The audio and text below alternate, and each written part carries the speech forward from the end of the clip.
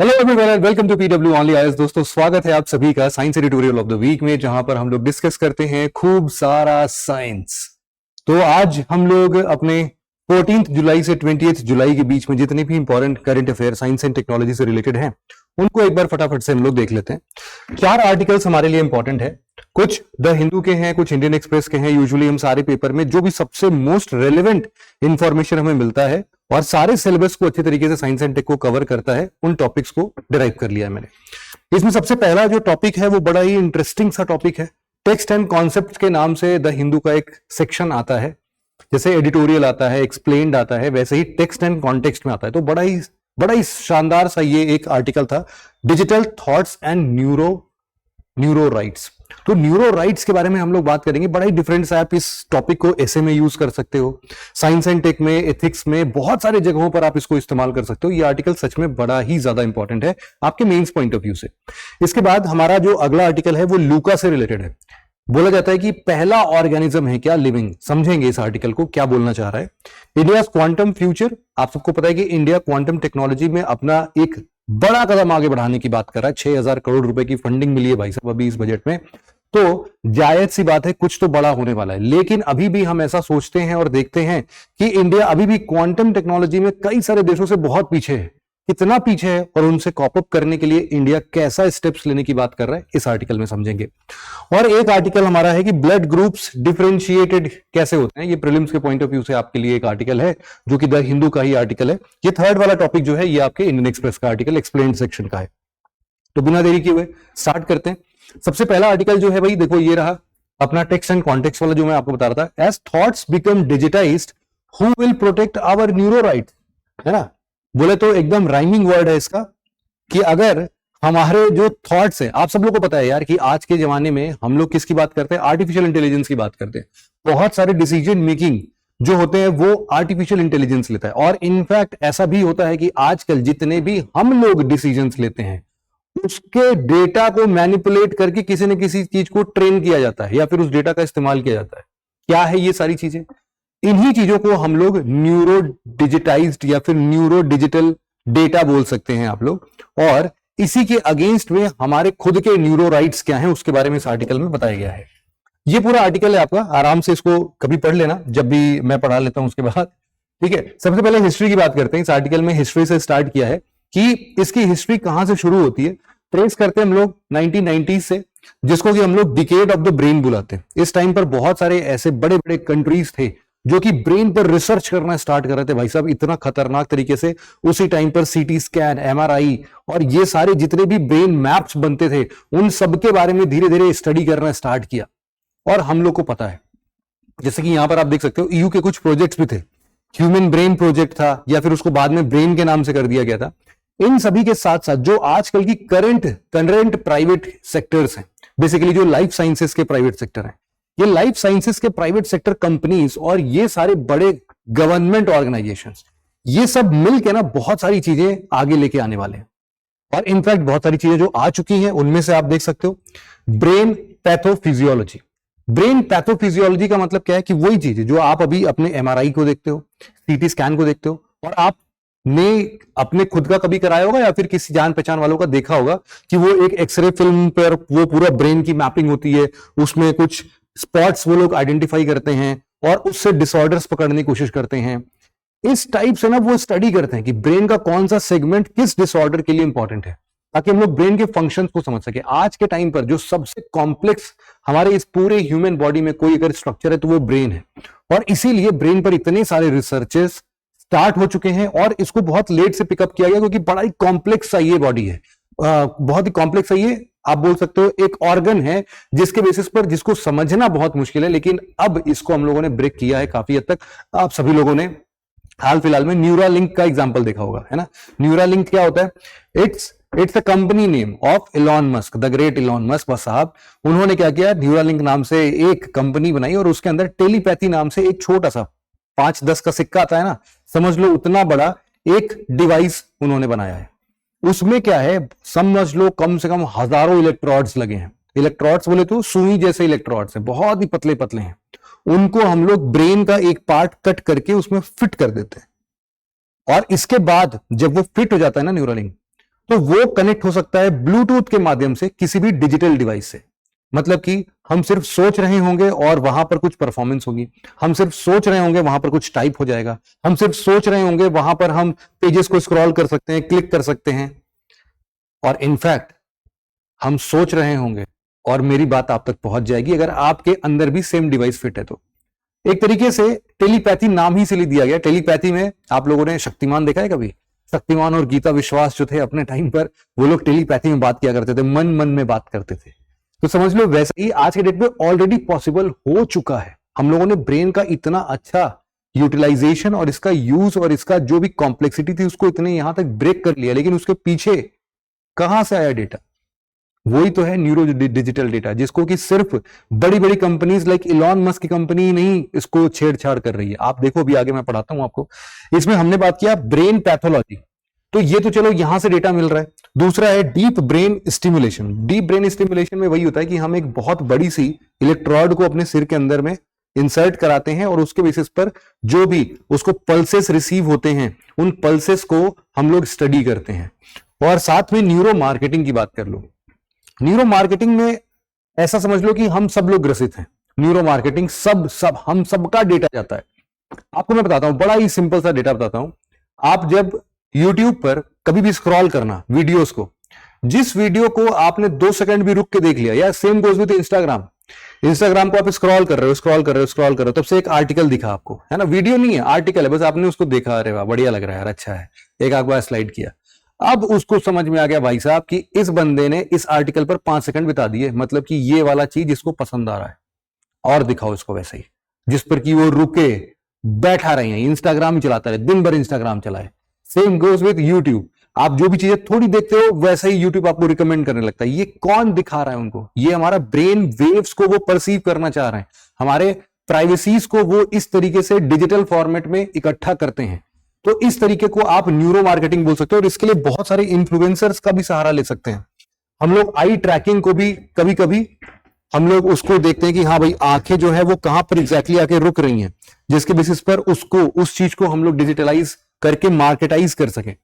Anchor effect होता है, सस्ता कुछ दिखाना है, प्राइस कट करके दिखा दिया, फोमो क्रिएट करना, या फिर कलर ऐसा दिखाना जो कि बहुत उभरा हुआ आपको दिखे और वहां पर आपका ध्यान आकर्षित हो।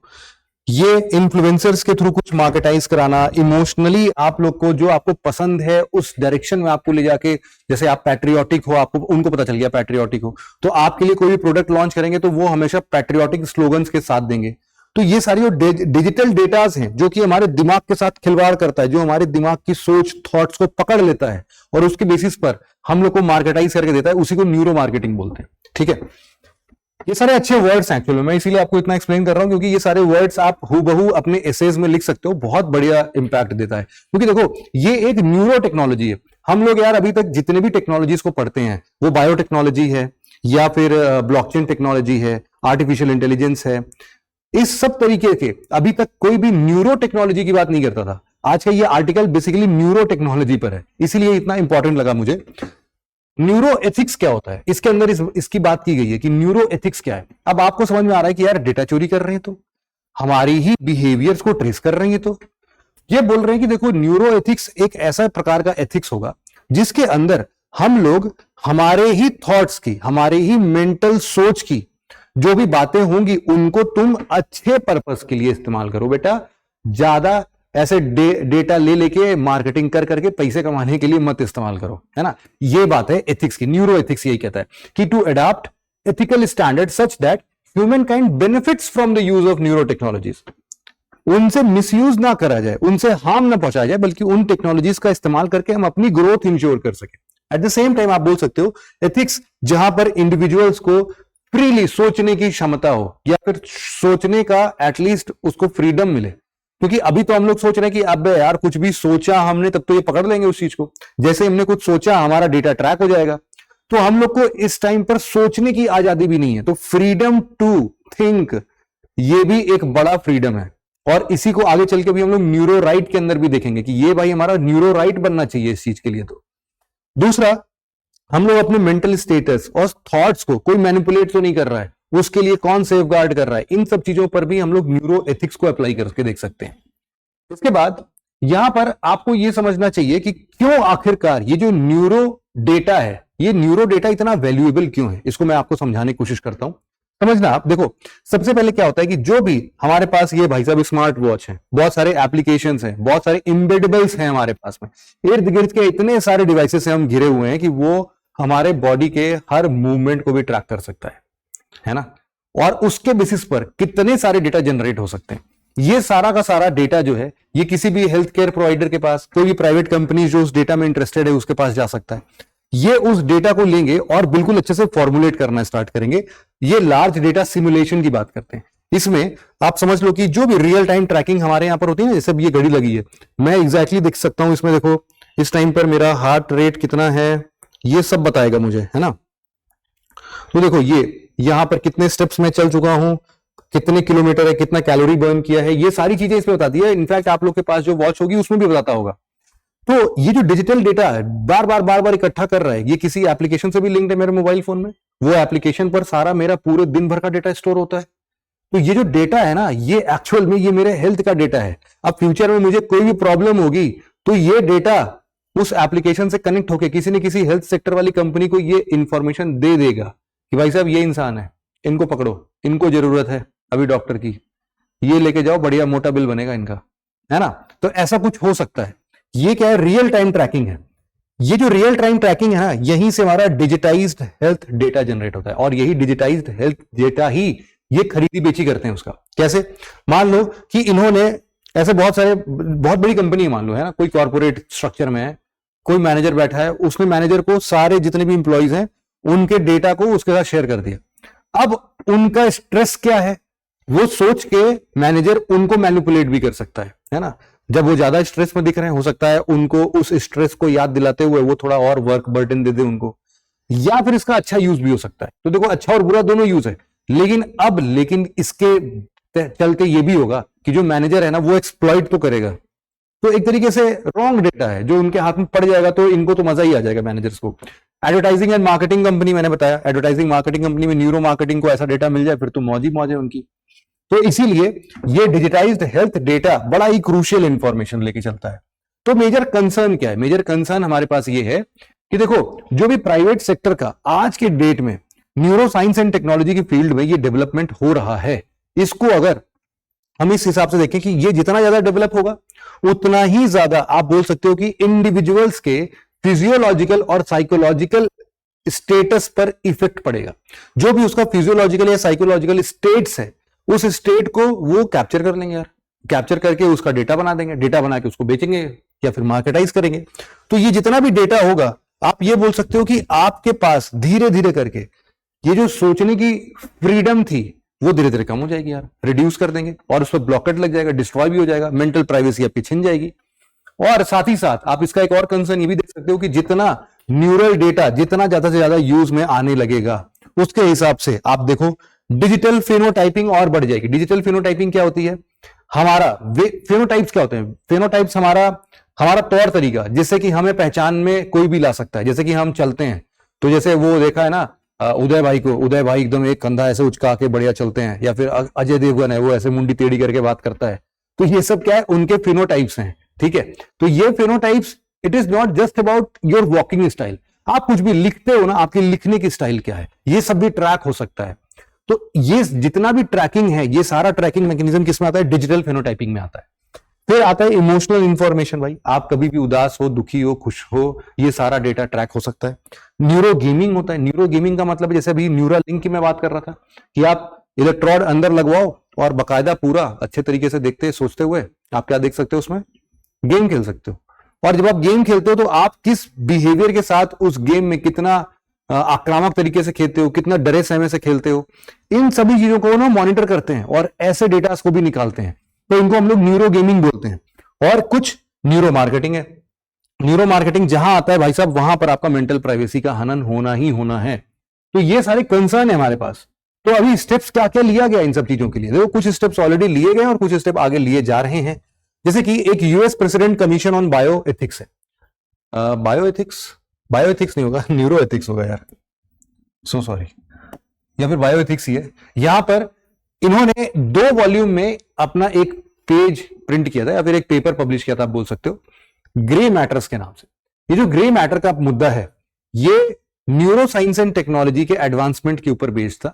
इन्होंने बातचीत की, मतलब ये 1919-20 की बात है ये सब अपनी, जिसमें कॉग्निटिव इनहैंसमेंट, मतलब आप जो भी सोच रहे हो उसको किस हिसाब से इनहैंस करके लोग परसीव करते हैं। कंसेंट कैपेसिटी, आपकी कोई भी डेटा को अगर ये ले रहे हैं तो आपसे परमिशन लेके ले रहे हैं या फिर बिना लिए आप ऐसे ही डेटा ले जा रहे हैं। न्यूरो साइंस और लीगल सिस्टम क्या है अभी तक आज के इस जमाने में, इन सब चीजों पर उसने जिक्र करना स्टार्ट किया था। तो पहली बार था किसी ने जब न्यूरो एथिक्स की बात की या फिर न्यूरो साइंस की बात की, न्यूरो टेक्नोलॉजी की बात की।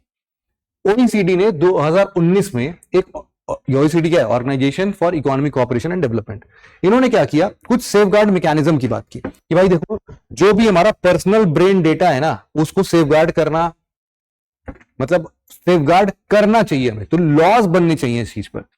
साथ ही साथ हम लोग जो भी ऐसे ब्रेन डेटा को यूज करना चाहते हैं या फिर यूं कहूं मिस यूज करना चाहते हैं, तो उसके लिए मॉनिटर कौन कर रहा है, उसके लिए एंटीसिपेशन कौन कर रहा है। तो ये इनके तरफ से ओईसीडी का जो लॉ आया था, उन्होंने बोला था कि भाई अब हम लोग ऐसे जितने भी ब्रेन डेटा हैं, इन ब्रेन डेटा के ऊपर हम मॉनिटर करना स्टार्ट करेंगे। ठीक है, सेम टू सेम ऐसा यूनेस्को ने 2022 में एक पेपर पब्लिश किया था।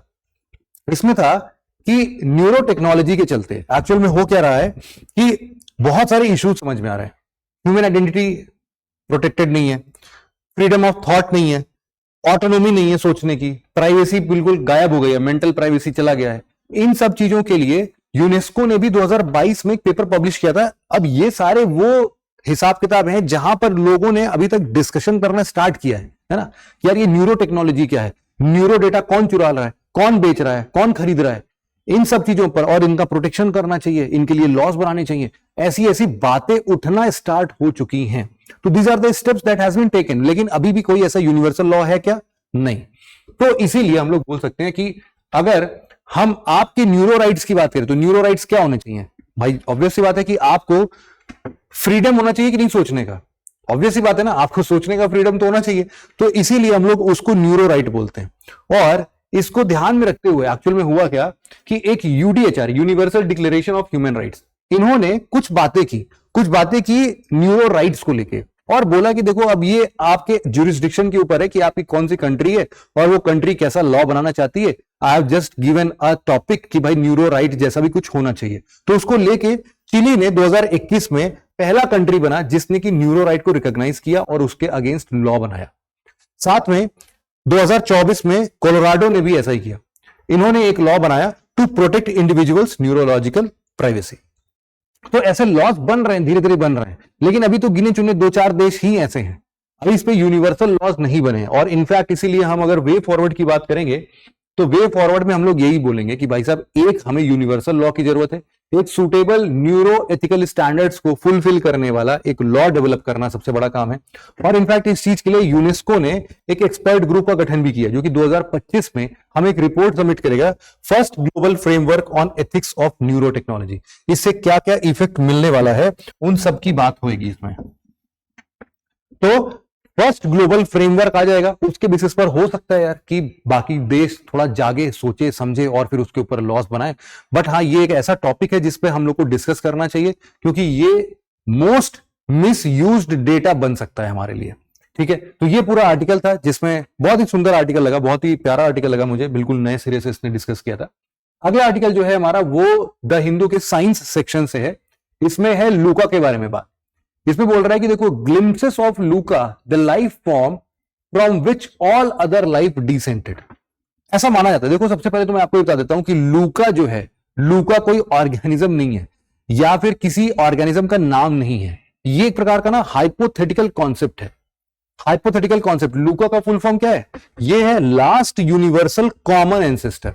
ऐसा माना जा रहा है, जितने भी हमारे साइंटिस्ट लोग हैं उन कम्युनिटीज में एक थॉट बिल्कुल कॉमन प्रिवेलिंग है, वो ये है कि हम लोग ये मानते हैं कि देखो, बैक्टीरिया है, वायरस है, इंसान है, जानवर हैं, पेड़ पौधे हैं, माइक्रो ऑर्गेनिजम्स हैं, जितने भी लिविंग बींग्स हैं, उनका कहना है कि they all have been emerged from a single entity, single living organism.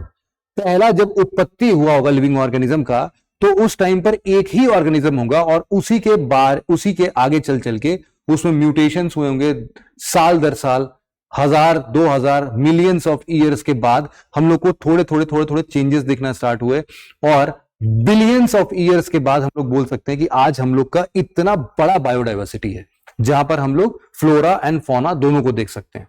लेकिन सबका मानना यही है कि ये जो फ्लोरा फौना बैक्टीरिया ग्रुप जो भी बात कर लो, ये सब के सब एक ही ऑर्गेनिज्म से ओरिजिनेटेड है, उसी को हम लोग लूका बोलते हैं। लूका को आज तक कोई खोज नहीं पाया है, ठीक है, बस ऐसा मानते हैं। तो लूका के तक हम लोग पहुंचे कैसे, ये क्वेश्चन आपके दिमाग में आना चाहिए कि सर ये बताइए लूका एक्चुअल में दिमाग में आया कैसे होगा। तो उसके लिए साइंटिस्ट लोग क्या करते हैं वो मैं आपको बताता हूं। देखो बहुत पहले से ही बहुत सारी थ्योरीज चलने लगी थी।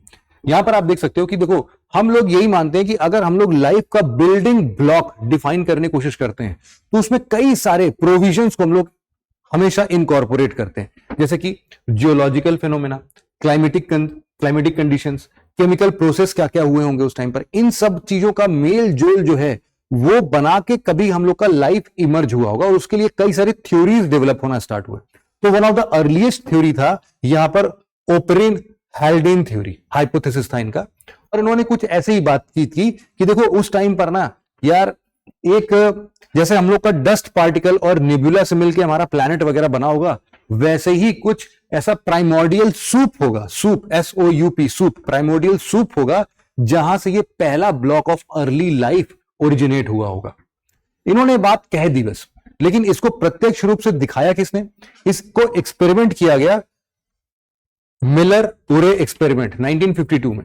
तो ये जो मिलर उरे एक्सपेरिमेंट है 1952 का, यहां पर इन्होंने पहली बार क्या किया मैं आपको बताता हूं।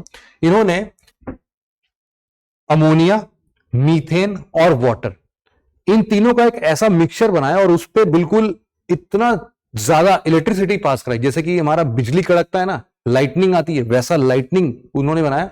और उन्होंने ये देखा कि यार ये अमोनिया, वाटर और मीथेन ये आपस में मिलकर कुछ ना कुछ एमिनो एसिड बना दे रहे हैं। अब हम सब लोग को ये पता है यार कि देखो प्रोटीन क्या होती है, लास्ट लेक्चर में ही हम लोगों ने पढ़ा था कि प्रोटीन जो है वो बेसिकली एमिनो एसिड्स का चेन होता है, एमिनो एसिड का ही चेन होता है। पॉलीपेप्टाइड बॉन्ड से एमिनो एसिड्स ही जुड़े होते हैं, जिनको हम लोग क्या नाम देते हैं, प्रोटीन का नाम देते हैं। लास्ट वाले साइंस वीकली में हम लोगों ने पढ़ा था इस चीज को, है ना।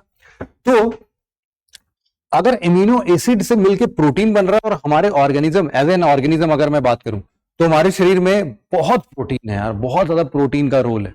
जितने भी एंटीबॉडीज प्रोड्यूस होते हैं सारे प्रोटीन है, कुछ भी एंजाइम्स प्रोड्यूस होते हैं सारे प्रोटीन है। ये आपका म्यूकस प्रोटीन है, मतलब आपका बाल, कैरेटिन, सारे प्रोटीन है। तो हमें अगर अर्ली ह्यूमन लाइफ के बारे में बात करना है तो इस एक्सपेरिमेंट से यह सिद्ध होता है, जो इसके पहले ओपरिन और हेल्डेन बोलते थे कि देखो भैया ये कोई प्राइमोर्डियल सूप है, मतलब कि जो ये छोटे छोटे एटम्स वगैरह बने ना, अब इसमें क्या एटम लगा होगा, कार्बन, हाइड्रोजन, ऑक्सीजन, यही सब मिलकर अमीनो एसिड बना होगा। तो इन सब चीजों को अगर मिलकर अमीनो एसिड को बनाया गया है तो मतलब अमीनो एसिड, मैं यूं नहीं बोल रहा कि अमीनो एसिड लिविंग ऑर्गेनिज्म है, लेकिन लिविंग ऑर्गेनिज्म के सर्वाइवल स्टेटस के लिए एमिनो एसिड कितना इंपॉर्टेंट मटेरियल है। और इसको हम लोग नॉन ऑर्गेनिक कंपाउंड से बना रहे हैं। नॉन ऑर्गेनिक कंपाउंड हम लोग कुछ ऑर्गेनिक कंपाउंड बना रहे हैं जो कि लाइफ सस्टेनेबिलिटी के लिए बड़ा ज्यादा इंपॉर्टेंट है। तो ये मेजर मुद्दा आया सामने, है ना, और इसीलिए इसको बहुत बड़ा एक्सपेरिमेंट बोला गया। इसी के नाम पर ऐसे देखो बहुत सारे लोग थे जो कि अलग अलग थ्योरीज अपना देते रहे। कुछ लोगों का मानना था बाद में साइंटिस्ट लोग का कि भाई साहब देखो अपना जो मेटेराइट वगैरह गिरता है, उल्का पिंड हमारे धरती पर पहले बहुत गिरा है, और बेसिकली मेटेराइट्स जो हैं वो बेसिक रीजन है हमारे अर्थ लाइफ को ओरिजिनेट करने का। और इसको ध्यान में रखते हुए ऐसे बहुत सारे एक्सपेरिमेंट्स, स्पेस मिशन हम लोगों ने किए, जैसे कि आप यहां पर एक जैसा लिखा होगा, जापान ने हायाबुसा के नाम से एक स्पेस मिशन भेजा था।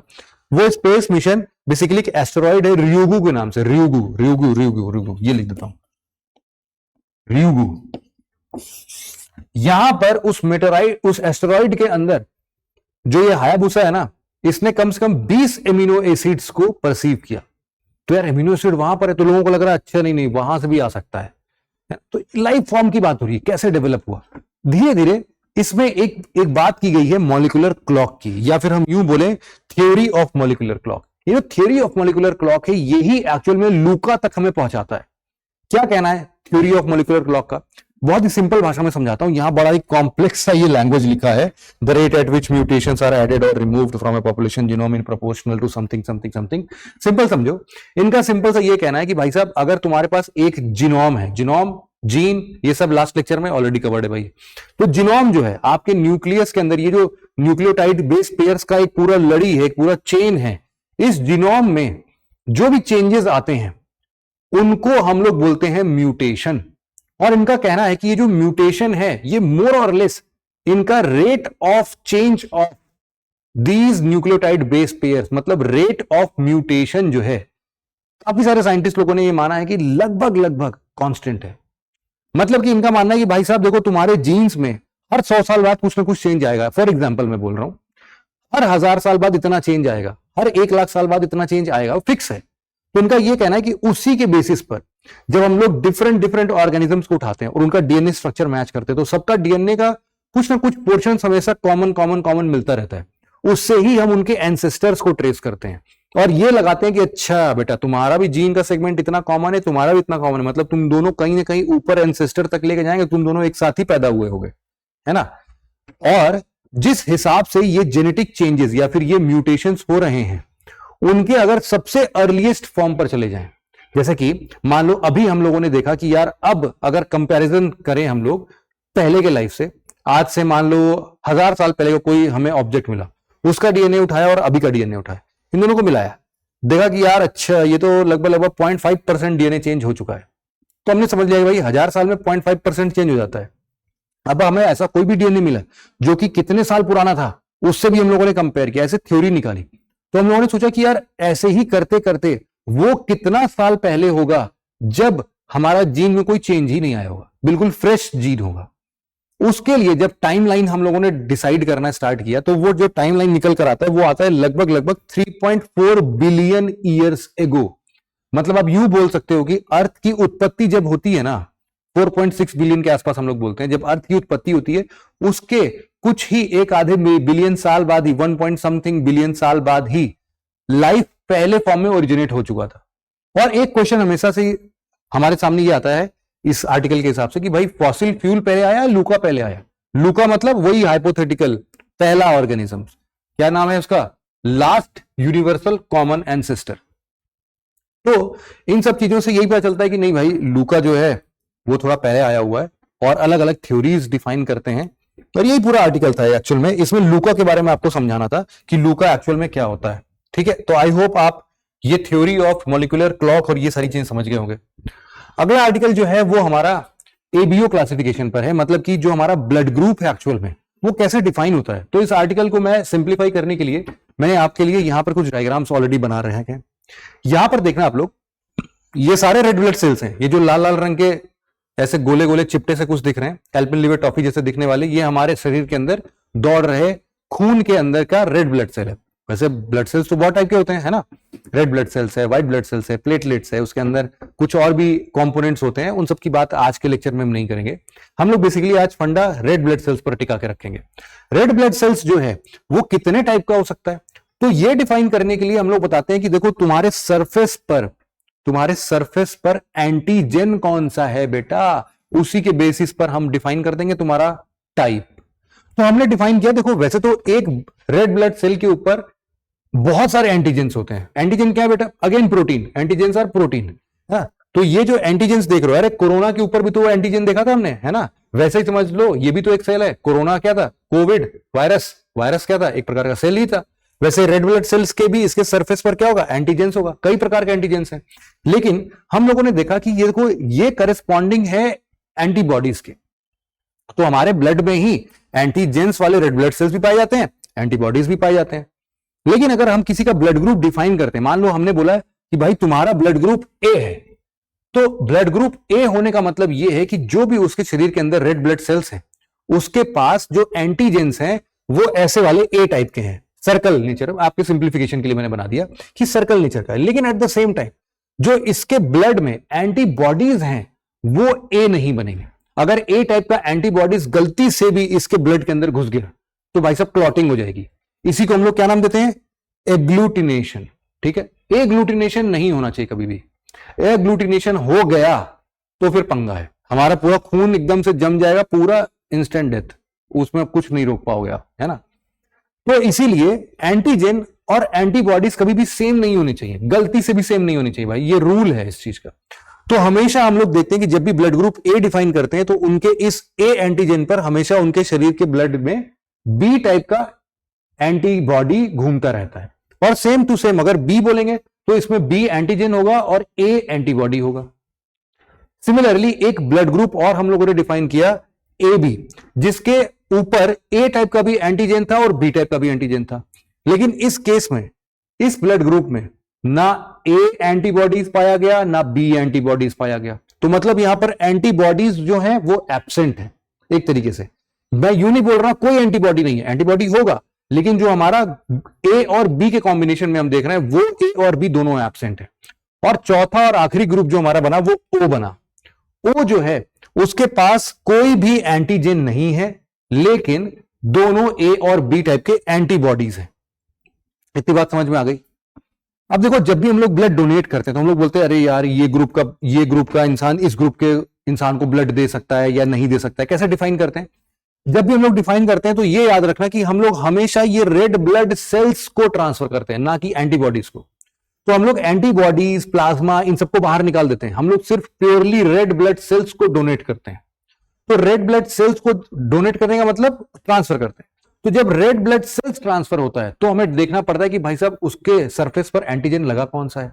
फॉर एग्जाम्पल अगर मान लो इस ए पर क्या लगा है, ए एंटीजन है, और मैंने उसको अगर बी ग्रुप ब्लड ग्रुप वाले बंदे को डाल दिया तो अब क्या होगा? जैसे ही ये गया एंटीबॉडीज क्या थी? ए प्रेजेंट थी।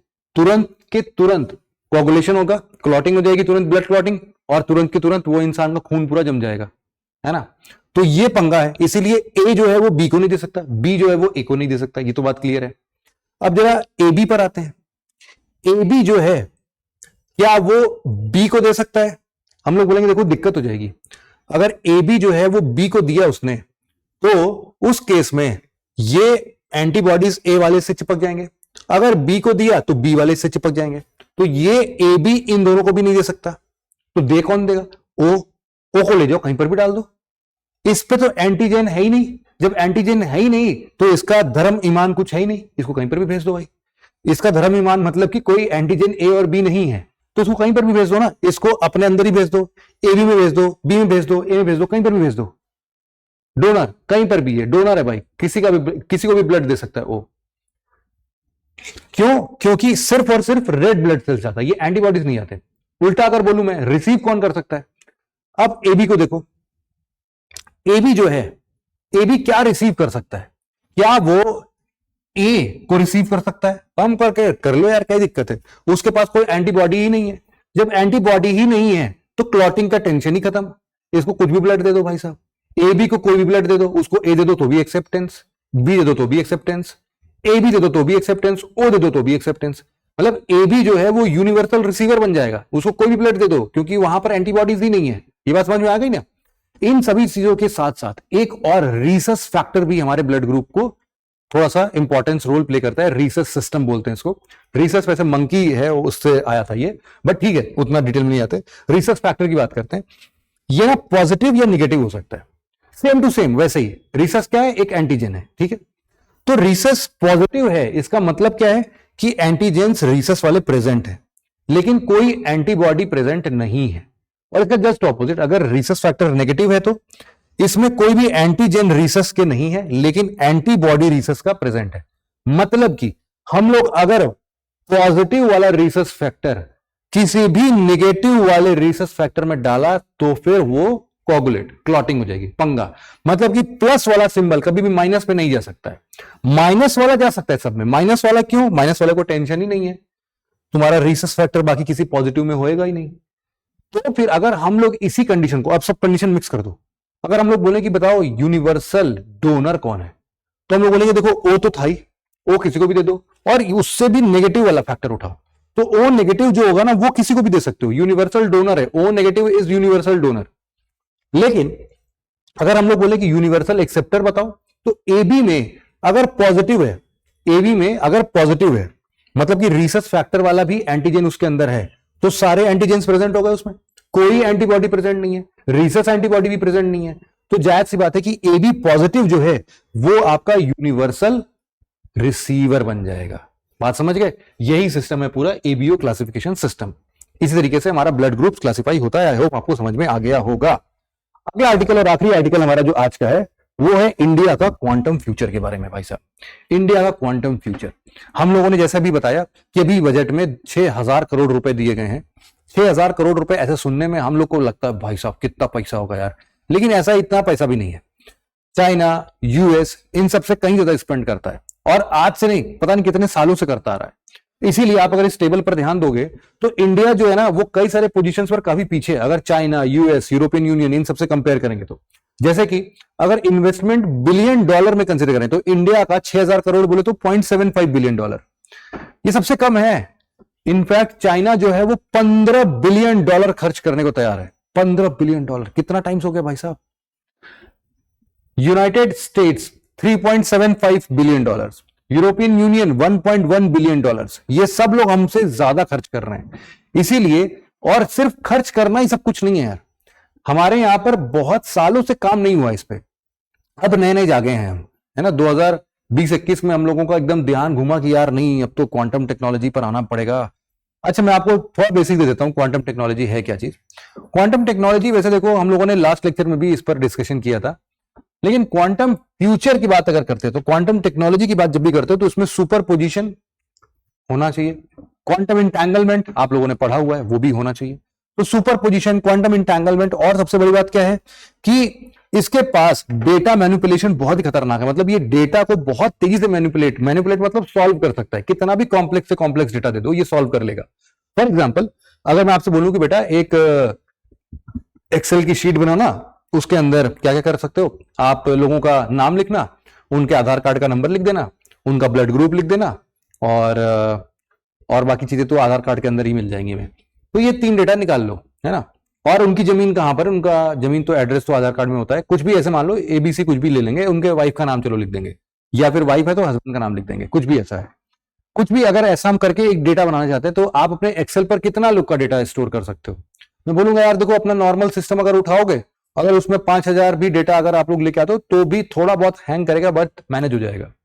लेकिन अगर यही कंट्री लेवल पर हो तो, जहां पर या फिर देश भर का हो या विदेश, मतलब पूरे दुनिया भर का डेटा हो, तो वो हैंडल नहीं कर पाएगा अपना सिस्टम, लेकिन वो ये बहुत अच्छे से कर लेता है। तो डेटा को कैसे मैनिपुलेट करना, this is the simplest form of data. ऐसा नहीं, जो ट्विस्टेड डेटा है, मैंने आपको बहुत ही सिंपल एग्जांपल दिया, बहुत ही कॉम्प्लेक्स डेटा है, उन डेटा को भी बड़े आसानी से ये सॉल्व कर लेता है। यही खासियत है, और इसीलिए ये बोला जा रहा है कि देखो जितना भी इंक्रिप्शन हम लोगों ने किया है हमारे पास, हमारे डिफेंस में, हमारे स्पेस सेक्टर में, ऐसे कितने सारी चीजें होंगी जिनके फाइल्स को हम लोगों ने खुफिया तरीके से एनक्रिप्ट करके कहीं ना कहीं ऑनलाइन रखा होगा। वो इंक्रिप्शन को तोड़ने में इसको बहुत कम टाइम लगेगा। इसीलिए होड़ मची है कि भाई साहब क्वांटम सुप्रीमेसी कौन अचीव करेगा। 2019 में गूगल ने बोला कि मैंने क्वांटम सुप्रीमेसी अचीव कर लिया। भाई साहब, तुम जो भी डेटा को 20 साल में सॉल्व नहीं कर पाते, उसको मेरा ये क्वांटम कंप्यूटर 2 मिनट में सॉल्व कर देगा। 2 मिनट में भाई, कहां 20 साल, कहां 2 मिनट।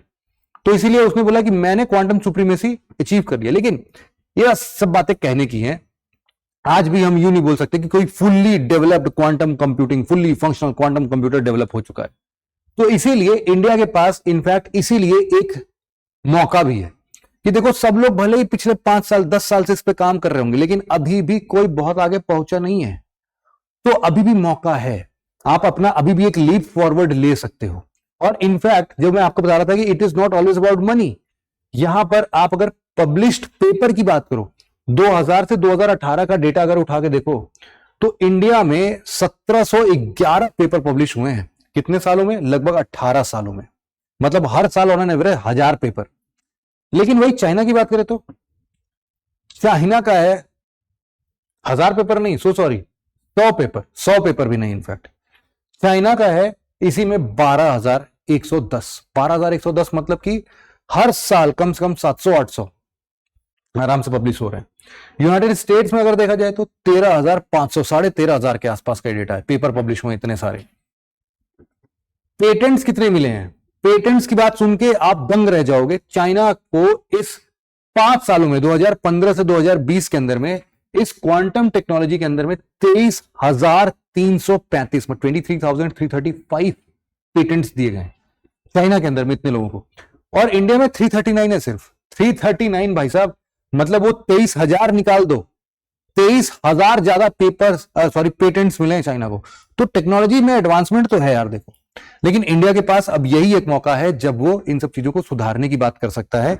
6,000 करोड़ रुपए की बात है भाई साहब, अच्छे से इन्वेस्ट करो, और जो भी हम लोग क्वांटम टेक्नोलॉजी में सुप्रीमेसी अचीव करना चाहते हैं उसको हम लोग, वैसे तो टारगेट 2030-31 का है कि 2030-31 तक हमें एनी हाउ एक क्वांटम कंप्यूटर बिल्ड करना है, लेकिन इन सब चीजों पर थोड़ी थोड़ी बातें और भी करनी चाहिए, ना सिर्फ खर्च करने पर बल्कि ज्यादा लोगों को पेपर पब्लिश करने के लिए बोलना चाहिए, आप ज्यादा से ज्यादा पेटेंट लेने के लिए बात करो। एक चीज जो अच्छी है इंडिया के फेवर में वो ये है कि इंडिया के पास सबसे ज्यादा इस फील्ड के ग्रेजुएट्स हैं, मतलब कि अब जाके अगर वो रिसर्च फील्ड में जाते हैं तो काफी ज्यादा पेपर पब्लिश करेंगे, जो कि आगे एक पॉजिटिव सिंबल है। अगर आप कंपेयर करोगे कि number of graduates student in quantum field of India लगभग 82,000 है, वही चाइना पर 57,000 है, यूएस के पास 45,000 है, तो कम होते हैं। इंडिया के पास ग्रेजुएट ज्यादा है, तो अब यही सारे ग्रेजुएट्स मिलके काम कर सकते हैं, जिसमें कि हम लोग अगेन एक अच्छा लीप फॉरवर्ड लेंगे। यही इंडिया का स्टेप अप प्रोविजन है क्वांटम टेक्नोलॉजी को लेके। तो आपके लिए इन सभी टॉपिक पर एक सजेशन मुझे मिला था कि क्वेश्चंस भी इन सब पर होना चाहिए, जिससे कि हम लोग देख सकें कितना रिकॉग्निशन की क्षमता है हमारे पास। तो आपको इस टेलीग्राम चैनल पर इस टॉपिक से रिलेटेड हर टॉपिक से एक अच्छे क्वेश्चंस आपको मिल जाएंगे, प्रीलिम्स और मेंस दोनों के मिल जाएंगे। आप लोग कोशिश करना उसको सॉल्व करने की, और इस टेलीग्राम पर आके आप उनको भी ले सकते हो। ठीक है, फिर आज के डिस्कशन को यहीं पर एंड करते हैं। Thank you so much for listening it very patiently friends. Have a nice day. Thank you so much.